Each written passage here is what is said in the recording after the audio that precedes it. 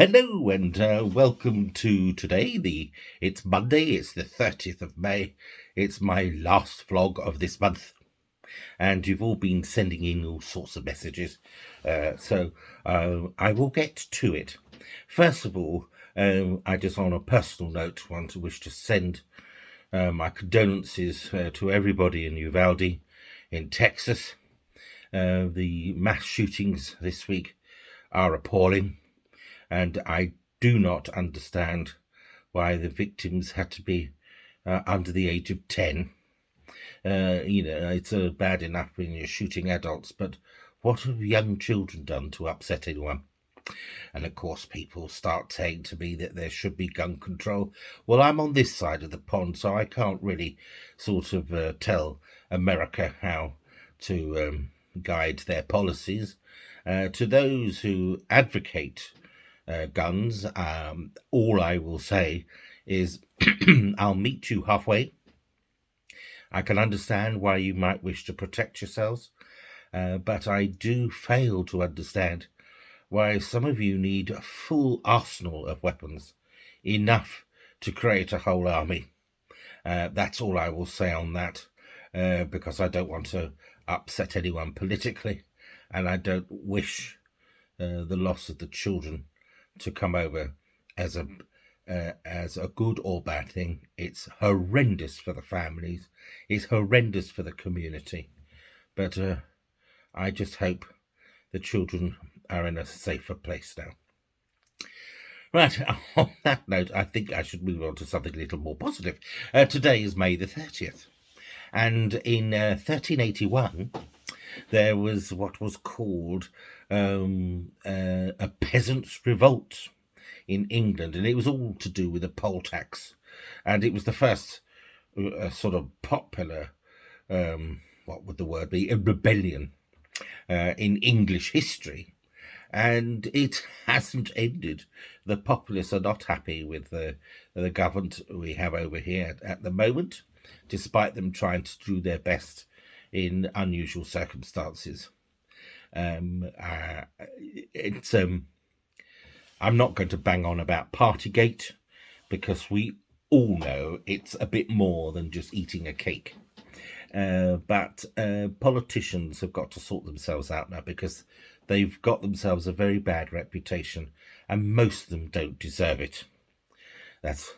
To me, it's all based on political ideologies that actually cause half the problems.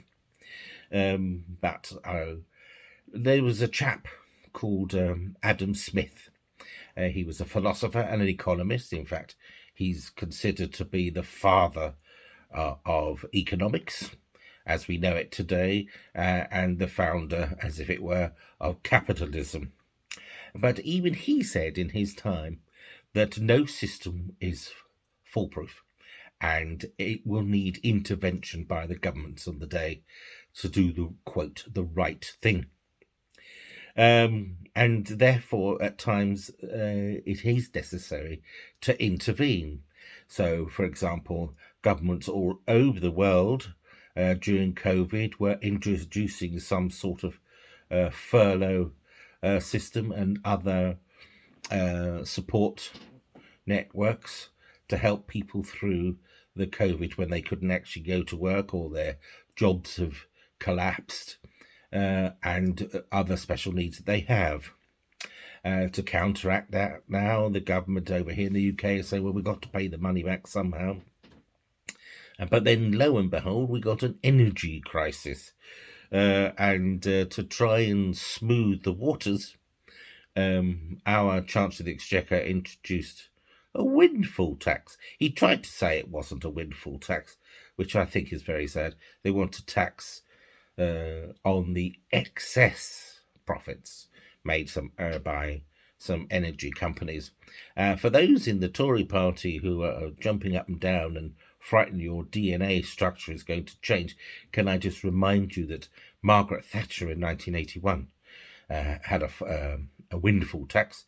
I can't remember, but I think he was on the banks. And I do recall at the time the financial houses and everybody in the media was saying this windfall tax will be a disaster, the world will end, nothing will be the same again, everything will collapse.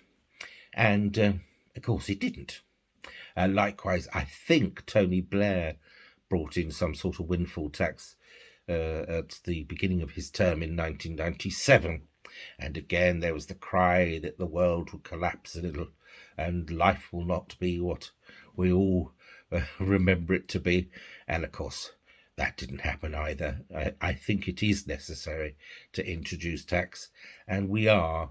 It is an extraordinary state that the UK is supposed to be the 5th largest economy, I think, and in that we should have no financial hardship, in my opinion, for anyone. But there have been extraordinary times. Actions have been taken. Some say that some of the actions are cynical. I say, well, at least they had a go. Now, on a more positive note, I just want to say that the month of 3 milkings is passing. That is what May is, according to the Anglo-Saxons. And we're going to go into the month of sunshine and harvest, as they say. And not necessarily the harvest festival of October, but according to the books, Anglo-Saxons used to call this harvester. So, welcome June. June is busting out all over.